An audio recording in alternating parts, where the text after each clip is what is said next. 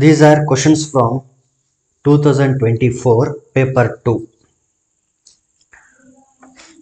Recent ಆಗಿ ನಡೆದಂಥ ಒಂದು ಕ್ವಶನ್ ಟೆಟ್ ಕ್ವಶನ್ ಪೇಪರ್ ಇತ್ತಲ್ಲ, ಆ ಕ್ವಶನ್ನ ಈಗ ಸಾಲ್ವ್ ಮಾಡ್ತಾ ಇದ್ದೀನಿ. ಯಾಕಂದರೆ ಲಾಸ್ಟ್ ವಿಡಿಯೋನಲ್ಲಿ 2021 ಕಂಪ್ಲೀಟ್ ಆಗಿದೆ.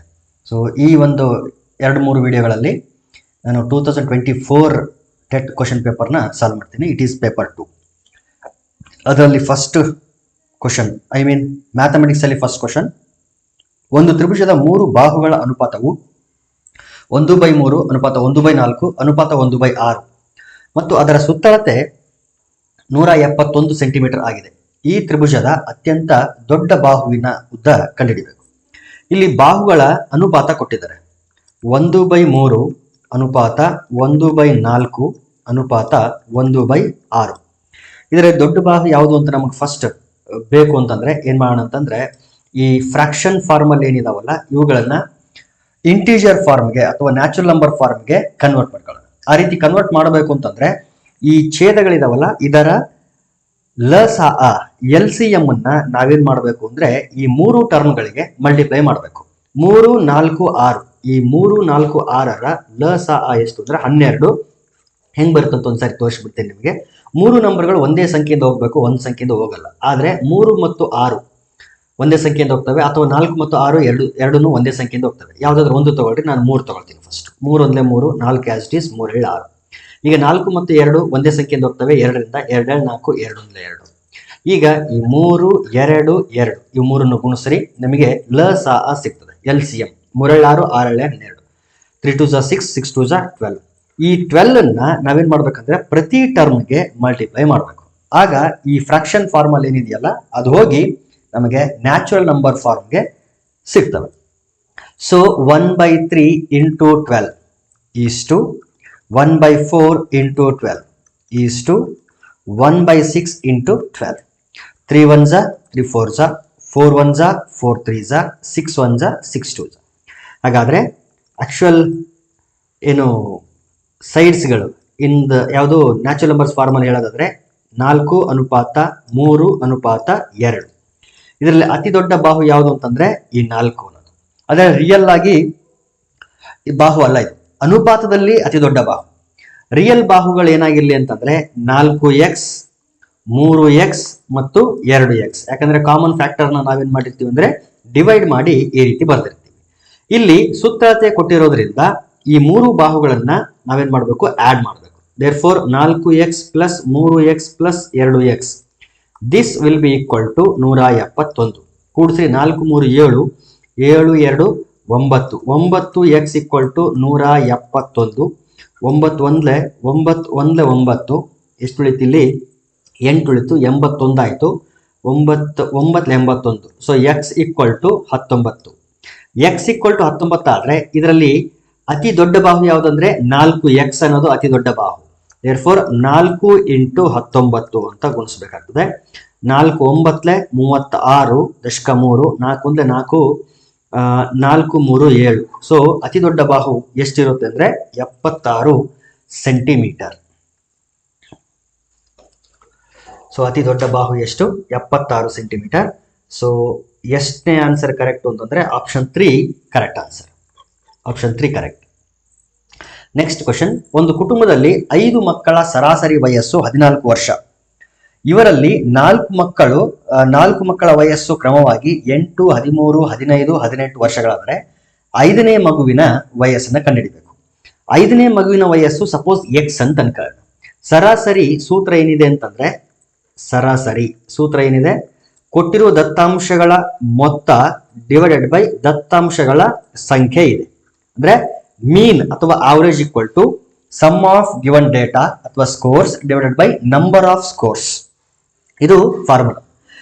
ಇಲ್ಲಿ 5 ಮಕ್ಕಳ ಸರಾಸರಿ ವಯಸ್ಸು ಕೊಟ್ಟು ಬಿಟ್ಟಿದ್ದಾರೆ, ಅವರೇನೆ ಸರಾಸರಿ 14 ಅಂತ ಕೊಟ್ಟಿದ್ದಾರೆ. ಮೊತ್ತ ಅಂತಂದ್ರೆ ಈ 5 ಮಕ್ಕಳ ವರ್ಷಗಳನ್ನ ಆಡ್ ಮಾಡಬೇಕು. 8 ಪ್ಲಸ್ 13 ಪ್ಲಸ್ 15 ಪ್ಲಸ್ 18 ಇದು 4 ಮಕ್ಕಳ ವಯಸ್ಸು. 5ನೇ ಮಗುವಿನ ವಯಸ್ಸು ಎಷ್ಟು ಅಂತ ಗೊತ್ತಿಲ್ಲ, ಹಾಗಾಗಿ ಅದು x ಆಗಿದೆ. ಡಿವೈಡೆಡ್ ಬೈ ಎಷ್ಟು ಸಂಖ್ಯೆಗಳಿದೆಯಲ್ಲ ಅಷ್ಟರಿಂದ ಭಾಗಿಸ್ಬೇಕು. ಇಲ್ಲಿ ಎಷ್ಟು ಸಂಖ್ಯೆಗಳಿದೆ ಅಂತಂದ್ರೆ 1 2 3 4 5 ಇದೆ. Therefore divide by 5. ಇದು ಸರಾಸರಿ. ಸರಾಸರಿ ಎಷ್ಟಿದೆ? 14 ಆಗಿರೋದ್ರಿಂದ ಈಕ್ವಲ್ ಟು 14. ಈಗ ಈ 4ನ್ನ ಆಡ್ ಮಾಡಿ ಈ 5ನ್ನ ಕ್ರಾಸ್ ಮಲ್ಟಿಪ್ಲೈ ಮಾಡಿ. ಈ 4ನ್ನ ಆಡ್ ಮಾಡ್ಬೇಕಲ್ಲ, 8 13 15 18. 5 3 8, 8 8 16, 16 8 24, 4 ದಶಕ 2, 2 3 4 5, 54. ಈ 4ನ್ನ ಆಡ್ ಮಾಡಿದ್ರೆ 54. ಈ 5ನ್ನ ಪ್ಲಸ್ ಎಕ್ಸ್ ಇದೆ ಇಲ್ಲಿ, ಪ್ಲಸ್ ಎಕ್ಸ್. ಈ 5ನ್ನ ಕ್ರಾಸ್ ಮಲ್ಟಿಪ್ಲೈ ಮಾಡಿ 14 ಇಂಟು 5 ಆಗ್ತದೆ. 14 ಇಂಟು 5 ಅಂತಂದ್ರೆ 5 4 20, 5 1 5 6 7, 14 5 70. ನನಗೆ ಎಕ್ಸ್ ಬೇಕು. So x equal to 70, 54 right side ತಗೊಂಡ್ರೆ ಮೈನಸ್ 54 ಆಯ್ತು. ಕಳೀರಿ, ಇದು 6, ಇದು 10 ಆಯ್ತು. 10ರಲ್ಲಿ 4 ಹೋದ್ರೆ 6, 6ರಲ್ಲಿ 5 ಹೋದ್ರೆ 1. ಸೊ 5ನೇ ಮಗುವಿನ ವಯಸ್ಸು ಎಷ್ಟು ಅಂತಂದ್ರೆ 16 ವರ್ಷಗಳು. Option 1, first option is the correct option. Next question 93. ಒಂದು ದ್ವಿಚಕ್ರ ವಾಹನವು 1 ಲೀಟರ್ ಪೆಟ್ರೋಲ್ಗೆ 45 ಕಿಲೋಮೀಟರ್ ದೂರ ಚಲಿಸುತ್ತದೆ. ಅದೇ ವಾಹನವು 3 2/9 ಲೀಟರ್ ಪೆಟ್ರೋಲ್ಗೆ ಚಲಿಸುವ ದೂರ. ಇದು ಮಿಕ್ಸ್ಡ್ ಫ್ರಾಕ್ಷನ್ ಇದೆ, ಮಿಶ್ರ ಭಿನ್ನರಾಶಿ ಇದೆ. ಇದನ್ನ ವಿಷಮ ಭಿನ್ನರಾಶಿಗೆ ಮೊದಲು ಕನ್ವರ್ಟ್ ಮಾಡ್ಕೊಳ್ಳೋಣ. 3 2/9 ಇವೆರಡು ಗುಣಿಸ್ರಿ, 9 3 27, 27 ಪ್ಲಸ್ 2 29/9. ಇದು ವಿಷಮ ಭಿನ್ನರಾಶಿನಲ್ಲಿ ಒಂದು ಕಡೆ ಲೀಟರ್ ಬರ್ಕೊಳ್ಳೋಣ, ಇನ್ನೊಂದು ಕಡೆ ದೂರ ಬರ್ಕೊಳ್ಳೋಣ. 1 ಲೀಟರ್ಗೆ 45 ಕಿಲೋಮೀಟರ್ ದೂರ ಕ್ರಮಿಸ್ತದೆ ಅನ್ನೋದಾದ್ರೆ 29/9 ಲೀಟರ್ಗೆ ಎಷ್ಟು ದೂರ ಕ್ರಮಿಸ್ತದೆ? So 29/9 into 45. 9 1 9 5 45, 5 9 45 ದಶಕ 4, 5 7 10 4 14, 145 kilometres, 145 kilometre. Option 2 is the correct option. Second option correct. Next question, x equal to 2 plus root 3 ಆದರೆ ಎಕ್ಸ್ ಸ್ಕ್ವೇರ್ ಪ್ಲಸ್ 1/x², ಇದರ ಬೆಲೆ. ಇಲ್ಲಿ ಎಕ್ಸ್ ಸ್ಕ್ವೇರ್ ಪ್ಲಸ್ 1/x² ಇದೆ. ಈ x² ಆಸ್ ಇಟ್ ಈಸ್ ಇಲ್ಲಿ ಈ 1/x² ಅನ್ನ 1/x² ಅಂತ ಬರೀಬಹುದು.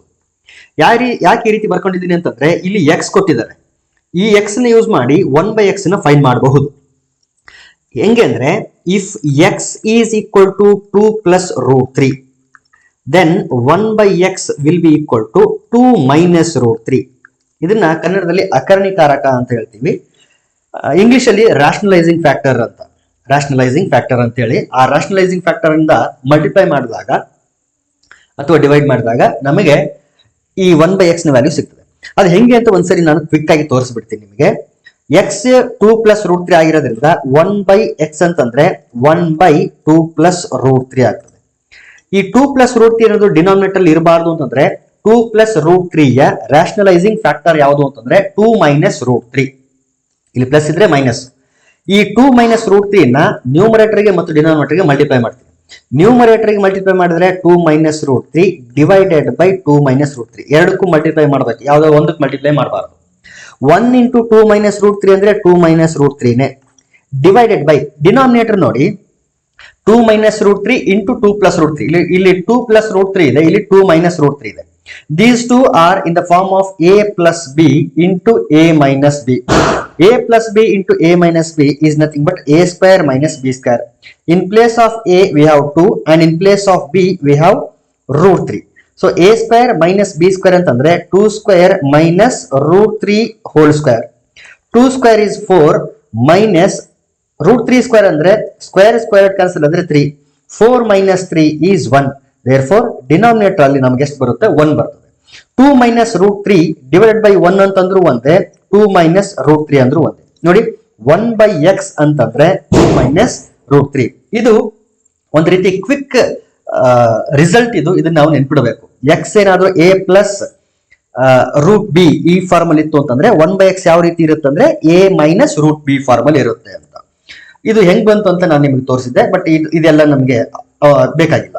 ಈಗ ನಮಗ್ ಬೇಕಾಗಿರೋದು X square plus 1/x whole square. ನಮಗೆ ಎಕ್ಸ್ ನ ವ್ಯಾಲ್ಯೂ ಸಿಕ್ಕಿದೆ, 1/x ನ ವ್ಯಾಲ್ಯೂ ಕೂಡ ಸಿಕ್ಕಿದೆ. ಇದರಲ್ಲಿ ಸಬ್ಸ್ಟಿಟ್ಯೂಟ್ ಮಾಡಿ ಸಿಂಪ್ಲಿಫೈ ಮಾಡೋಣ, ನಮಗೆ ಬೇಕಾಗಿರೋಂತ ವ್ಯಾಲ್ಯೂ ಸಿಕ್ಬಿಡ್ತದೆ.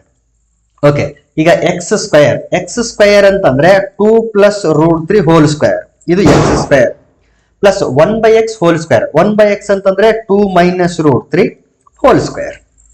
1/x ಅಂದ್ರೆ 2 ಮೈನಸ್ ರೂಟ್ 3, ಅದಕ್ಕೆ ಸ್ಕ್ವೇರ್ ಇದೆ. ಓಕೆ, ಈಗ ಇಲ್ಲಿ ಯಾವ ಫಾರ್ಮುಲಾ ಇದೆ? a plus b whole square. a plus b whole square ಅಂತಂದ್ರೆ ನಮ್ಗೆ ಗೊತ್ತಿದೆ. ಇದನ್ನ ಯಾವ ರೀತಿ ಎಕ್ಸ್ಪ್ಲೇನ್ ಮಾಡ್ತೀವಿ ಅಂದ್ರೆ a square plus B square plus 2ab ಅಥವಾ a square plus 2ab plus B square, what ever it may be. ಈ 2 ಮೈನಸ್ ರೂಟ್ 3 ಹೋಲ್ ಸ್ಕ್ವೇರ್ ಇದು ಯಾವ ಫಾರ್ಮುಲಾ ಇದೆ ಅಂತಂದ್ರೆ a minus B whole square formula ಇದೆ. ಇದನ್ನ ಯಾವ ರೀತಿ ಎಕ್ಸ್ಪ್ಲೇನ್ ಮಾಡ್ತೀವಿ ಅಂದ್ರೆ a square plus B square minus 2ab or a square minus 2ab plus B square. This is equal to, ಈಗ ಈ ಪ್ರಕಾರ ನಾವು ಎಕ್ಸ್ಪ್ಯಾಂಡ್ ಮಾಡಿದ್ರೆ a ಸ್ಕ್ವೇರ್ ಅಂದ್ರೆ 2 square plus B square means root 3 square plus 2ab.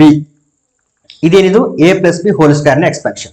Next plus ಇದೆ, ಇದು a minus B whole square ಆಗಿರೋದ್ರಿಂದ a square plus B square ಅಂತಂದ್ರೆ root 3 square minus 2 into a ಅಂದ್ರೆ 2, b ಅಂದ್ರೆ ರೂಟ್ 3. ಈಗ careful ಆಗಿ observe ಮಾಡಿದ್ರೆ ಇಲ್ಲಿ 2 ಇಂಟು ರೂಟ್ 3 ಇದೆ ಪ್ಲಸ್ ಅಲ್ಲಿ, ಇಲ್ಲಿ ಮೈನಸ್ 2 ಇಂಟು ರೂಟ್ 3 ಇದೆ. ಎರಡೂ ಕ್ವಾಂಟಿಟಿಗಳು ಸೇಮ್ ಆದ್ರೆ ಆಪೋಸಿಟ್ ಸೈನ್ ಇರೋದ್ರಿಂದ plus 2 into root 3 minus 2 into root 3 cancel ಆಗುತ್ತೆ. It is equal to 2 square means 4 plus square cancel ಆದ್ರೆ 3. Again here also 2 square means 4 plus square cancel ಆದ್ರೆ 3. 4 4 8, ಈ 3 3 6, 8 6 14. ಸೊ ಆನ್ಸರ್ ಎಷ್ಟು ಅಂತಂದ್ರೆ fourth one is the correct option 14. ಇದನ್ನ ಬೇರೆ ಬೇರೆ ರೀತಿ ಕೂಡ ನಾವು ಸಾಲ್ವ್ ಮಾಡಬಹುದು. ರೈಟ್ ನಾವು ಇಷ್ಟು ಸಾಕು. Next question 95.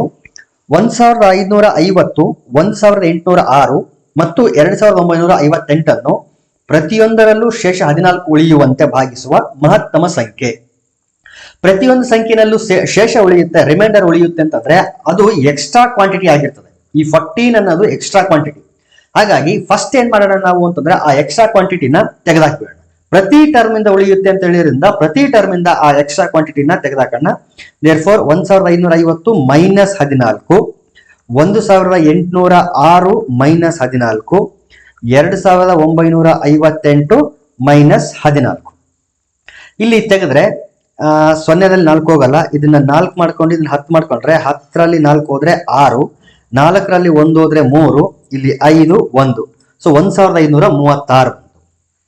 ಇನ್ನು ಇಲ್ಲಿ 6ರಲ್ಲಿ 4 ಹೋದ್ರೆ 2, 0ದಲ್ಲಿ 1 ಹೋಗಲ್ಲ, ಇದನ್ನ 7 ಮಾಡ್ಕೊಂಡು ಇದನ್ನ 10 ಮಾಡ್ಕೊಂಡ್ರೆ 10ರಲ್ಲಿ 1 ಹೋದ್ರೆ 9, ಇದು 7 ಮತ್ತು 1 ಆಸ್ ಇಟ್ ಇಸ್ 1792. ಇನ್ನು ಮೂರನೇ ನಂಬರ್ 8ರಲ್ಲಿ 4 ಹೋದ್ರೆ 4, 5ರಲ್ಲಿ 1 ಹೋದ್ರೆ 4, ಈ 9 ಮತ್ತು 2 ಆಸ್ ಇಟ್ ಇಸ್. ಈಗ ಈ ಎಕ್ಸ್ಟ್ರಾ ಕ್ವಾಂಟಿಟಿನ ತೆಗೆದಾಕ್ಬಿಟ್ಟಿದ್ವಿ. ಈಗ ನಮಗೆ ಬೇಕಾಗಿರೋ ಈ 3 ನಂಬರ್ಗಳನ್ನ ಭಾಗಿಸ್ತಕ್ಕಂತ ಮಹತ್ತಮ ಸಂಖ್ಯೆ. ಇದರ ಅರ್ಥ ಏನ್ ಗೊತ್ತಾ? ಮ ಸಾ ಅ ಕಂಡುಹಿಡಿಬೇಕು. ಮಹತ್ತಮ ಸಾಮಾನ್ಯ ಅಪವರ್ತನ ಭಾಗಿಸುವ ಈ 3 ನಂಬರ್ಗಳನ್ನ ಭಾಗಿಸ್ಬೇಕು ಅಂತಂದ್ರೆ ಅದು ಅಪವರ್ತನ ಆಗಿರ್ಬೇಕು. 3 ನಂಬರ್ಗಳನ್ನ ಭಾಗಿಸ್ಬೇಕಾಗಿರೋದ್ರಿಂದ ಸಾಮಾನ್ಯ ಅಪವರ್ತನ ಆಗಿರ್ಬೇಕು. ಆ ರೀತಿಯ ಮಹತ್ತಮ ಸಂಖ್ಯೆ ಅಂತ ಕೇಳಿರೋದ್ರಿಂದ ನಾವೇನ್ ಕಂಡುಹಿಡಿಯಬೇಕು ಅಂದ್ರೆ ಮಹತ್ತಮ ಸಾಮಾನ್ಯ ಅಪವರ್ತನ, highest common factor of these 3 numbers ಯಾವುದು ಅಂದ್ರೆ 1536, 1792, 2944. ಈ 3 ಸಂಖ್ಯೆಗಳ ಮ ಸಹ ಕಂಡುಹಿಡಿಬೇಕು. ಈ 3 ನಂಬರ್ಗಳು ಯಾವ ಸಂಖ್ಯೆಯಿಂದ ಹೋಗ್ತವೆ? ಅಫ್ಕೋರ್ಸ್ 2ರಿಂದ ಹೋಗ್ತವೆ. ಇನ್ನೂ ಸ್ವಲ್ಪ ದೊಡ್ಡ ನಂಬರ್ ಇಂದ ನೋಡೋದಾದ್ರೆ ಇಲ್ಲಿ 36 ಇದೆ, ಇಲ್ಲಿ 92 ಇದೆ, ಇಲ್ಲಿ 44 ಇದೆ. ಬಿಡಿ ಸ್ಥಾನ ಮತ್ತು ಹತ್ತರ ಸ್ಥಾನ ನೋಡ್ತಿದ್ದೀನಿ. ಯಾಕಂದ್ರೆ 2ರಿಂದ ಹೋಗುತ್ತೆ ಅಂದ್ರೆ 4ರಿಂದ ಹೋಗುತ್ತೇನೋ ಅಂತ ನಾನು ಚೆಕ್ ಮಾಡಿದೆ ಅಷ್ಟೇ. ಅಫ್ಕೋರ್ಸ್ 4ರಿಂದ ಹೋಗ್ತದೆ, ಯಾಕಂದ್ರೆ 4 9 96, ಇಲ್ಲಿ 4 2 8 4 3 12 ಹೋಗುತ್ತೆ, ಇಲ್ಲಿ 4 11 44 ಹೋಗ್ತದೆ. ಸೊ ಕೊನೆ 2 ಅಂಕಿಗಳು ಅಂದ್ರೆ ಬಿಡಿ ಸ್ಥಾನ ಹತ್ತರ ಸ್ಥಾನದ ಆ ಸ್ಥಾನಗಳಿಂದ ಉಂಟಾದಂತ ಅಂಕಿಗಳು 4ರಿಂದ ಭಾಗ ಆದ್ರೆ ಸೊ ಇಡೀ ಸಂಖ್ಯೆ 4ರಿಂದ ಭಾಗ ಆಗುತ್ತೆ. ದೇರ್ಫೋರ್ ಈ 3 ನಂಬರ್ಗಳು 4ರಿಂದ ಭಾಗ ಆಗ್ತವೆ. 4 3 12 ಎಷ್ಟು ಉಳಿತು? ಇಲ್ಲಿ 3 ಉಳಿತು, 33 ಆಯ್ತು. 4 7 28, 4 8 32, 1 ಉಳಿತು, 16 ಆಯ್ತು, 4 4 16. ಇನ್ನು ಇಲ್ಲಿಗೆ ಬಂದ್ರೆ 4 4 16, 1 ಉಳಿತು, ಅಗೇನ್ 4 4 16, 3 ಉಳಿತು, 4 8 32. ಇಲ್ಲಿ 4 6 24, 5 ಉಳಿತು, 4 7 28 ಮಾಡಬಹುದು. ಎಸ್, 4 7 28, 1 ಉಳಿತು, 4 3 12, 2 ಉಳಿತು, 24 ಆಯ್ತು, 4 8 4 6 24. ಓಕೆ, ಈಗ ನೋಡ್ರಿ ಮತ್ತೊಮ್ಮೆ ಇದು 4ರಿಂದ ಹೋಗ್ತದೆ. ಇಲ್ಲಿ 36 ಇದೆ, ಇಲ್ಲಿ 48 ಇದೆ, ಇಲ್ಲಿ 84 ಇದೆ. ಮತ್ತೊಮ್ಮೆ 4ರಿಂದ ಹೋಗ್ತದೆ, 4ರಿಂದ ಹೊಡೆಯಿರಿ. 4 5 20, 4 6 24, 4 7 28, 4 8 32, 4 9 36, 2 ಉಳಿತು 24 ಆಯ್ತು, 4 6 24, 4 1 4 1 4 2 8, 4 1 4, 3 ಉಳಿತು 33 ಆಯ್ತು, 4 8 32, 16 ಆಯ್ತು, 4 4 16. ಮತ್ತೊಮ್ಮೆ ಇದು 4ರಿಂದ ಹೋಗ್ತದೆ, ಮತ್ತೊಮ್ಮೆ 4ರಿಂದ ಹೊಡೆಯಿರಿ. 4 2 8, 4 4 16, 4 2 8, 3 ಉಳಿತು, 4 8 32, 4 4 16, 24, 4 6 24. ಓಕೆ, ಈಗ 4ರಿಂದ ಹೋಗಲ್ಲ, ಮತ್ತೆ ಯಾವ ನಂಬರಿಂದ ಹೋಗ್ತದೆ? 2ರಿಂದ ಹೋಗುತ್ತೆ ನೋಡ್ರಿ. 2 12, 2 14, 2 23. ಆಯ್ತು, ಈ 3 ಸಂಖ್ಯೆಗಳು ಒಂದೇ ಸಂಖ್ಯೆಯಿಂದ ಹೋಗೋದಿಲ್ಲ. ಹಾಗಾಗಿ 4 × 4 × 4 × 2 ಇಷ್ಟನ್ನ ಗುಣಿಸಿದ್ರೆ ನಮ್ಗೆ ಮ ಸ ಅ ಸಿಗ್ತದೆ. Okay, 4 4 16, 16 4 64, 64 × 2, 2 4 8, 2 6 12, 128 answer. So second option is the correct option, 128. Next question. ಒಬ್ಬ ಅಂಗಡಿಯವನು 600 ರೂಗೆ ಒಂದು ಪುಸ್ತಕವನ್ನು ಕೊಡುತ್ತಾನೆ. ಅಂದ್ರೆ ಒಂದು ಬುಕ್ ಅನ್ನ 600 ರೂಪಾಯಿಗೆ ಕೊಂಡ್ಕೊಂಡ್ ಬರ್ತಾನೆ. ಅವನು ಅದರ ಬೆಲೆಯನ್ನು 15% ಹೆಚ್ಚಿಸಿ, ಅಂದ್ರೆ 600ಕ್ಕೆ 15% ಅಷ್ಟು ಏನ್ ಮಾಡ್ತಾನೆ, ಜಾಸ್ತಿ ಮಾಡಿ, ಆಮೇಲೆ ಅದಕ್ಕೆ 10% ಡಿಸ್ಕೌಂಟ್ ಕೊಡ್ತಾನೆ, 10ರಷ್ಟು ರಿಯಾಯಿತಿ ನೀಡುತ್ತಾನೆ. ಹಾಗಾದ್ರೆ ಈ ಪುಸ್ತಕದ ಮಾರಾಟದ ಬೆಲೆ ಎಷ್ಟು ಅಂತ ಕೇಳ್ತಾನೆ. ಓಕೆ, ಈಗ ಅವನು ಕೊಂಡ್ಕೊಂಡು ಬಂದಿರೋದು ಎಷ್ಟಕ್ಕೆ ಅಂತಂದ್ರೆ 600 ರೂಪಾಯಿಗೆ ಕೊಂಡ್ಕೊಂಡು ಬಂದಿದ್ದಾನೆ. ಆಮೇಲೆ ಅದನ್ನ ಎಷ್ಟು ಜಾಸ್ತಿ ಮಾಡ್ತಾನೆ ಅಂತಂದ್ರೆ 15% ಜಾಸ್ತಿ ಮಾಡ್ತಾನೆ. 600ಕ್ಕೆ 15ರಷ್ಟು ಜಾಸ್ತಿ ಅಂತಂದ್ರೆ ಮೊದಲು 15ರಷ್ಟು ಎಷ್ಟಾಗುತ್ತೆ ಅಂತ ಕ್ಯಾಲ್ಕುಲೇಟ್ ಮಾಡಬೇಕು. 15% ಅಂತಂದ್ರೆ 15/100, 0 0 ಕ್ಯಾನ್ಸಲ್ ಆದ್ರೆ 15 6 15 3 45, 15 6 90. ಸೊ 90 ರೂಪಾಯಿ ಏನ್ ಮಾಡಬೇಕು, ಜಾಸ್ತಿ ಮಾಡಬೇಕು. ಅಂದ್ರೆ ಮೊದಲು ಕೊಂಡ್ಕೊಂಡು ಬಂದಿದ್ದು 600 ರೂಪಾಯಿಗೆ, ಜಾಸ್ತಿ ಮಾಡಿದ ಮೇಲೆ ಅದರ ಏನಂದ್ರೆ ನಮೂದಿಸಿದ ಬೆಲೆ ಅಂತ ಹೇಳ್ತೀವಿ ನಾವು. ಅದರ ಮೇಲೆ ನಮೂದಿಸಿದ ಬೆಲೆ ಎಷ್ಟಾಗುತ್ತೆ ಅಂದ್ರೆ 690 ರೂಪಾಯಿ ಅಂತ ಅದರ ಮೇಲೆ ಬರೆದಿರ್ತಾನೆ ಅಂತ. ಆಕ್ಚುಲಿ ಕೊಂಡ್ಕೊಂಡು ಬಂದಿರೋದು 600 ರೂಪಾಯಿಗೆ, ಜಾಸ್ತಿ ಮಾಡಿದ ಮೇಲೆ ಅದ್ರ ಮೇಲೆ ಏನಂತ ರೇಟ್ ಟ್ಯಾಗ್ ಮಾಡ್ತಾನೆ ಅಂತಂದ್ರೆ 690 ರೂಪೀಸ್ ಜಾಸ್ತಿ ಮಾಡಿದ. ಇದ್ರ ಮೇಲೆ ಎಷ್ಟು ಕೊಡ್ತಾನೆ ಡಿಸ್ಕೌಂಟ್ ಅಂತಂದ್ರೆ 10% ಡಿಸ್ಕೌಂಟ್ ಕೊಡ್ತಾನೆ. ಯಾವುದಕ್ಕೆ? 690ಕ್ಕೆ 10% ಡಿಸ್ಕೌಂಟ್. ಈಗ ಕಾಸ್ಟ್ ಪ್ರೈಸ್ ಮತ್ತೆ ಸೆಲ್ಲಿಂಗ್ ಪ್ರೈಸ್, 10% ಡಿಸ್ಕೌಂಟ್ ಪರ್ಸೆಂಟ್ ಅಲ್ಲಿ ನೋಡಿದ್ರೆ ಕಾಸ್ಟ್ ಪ್ರೈಸ್ 100 ಆಗಿದ್ದಾಗ ಸೆಲ್ಲಿಂಗ್ ಪ್ರೈಸ್ 90 ಆಗಿರ್ತದೆ. 90 ಯಾಕೆ ಅಂದ್ರೆ ಡಿಸ್ಕೌಂಟ್ ಕೊಟ್ಟಿರೋದು 10 ರೂಪಾಯಿ ಆಗಿರೋದ್ರಿಂದ 100 - 10 ಅಂದ್ರೆ 90. ಇದು ಸೆಲ್ಲಿಂಗ್ ಪ್ರೈಸ್. ಡೈರೆಕ್ಟ್ ಆಗಿ ನಾನು ಮಾರಾಟದ ಬೆಲೆ ಕಂಡುಹಿಡಿತಿದ್ದೀನಿ.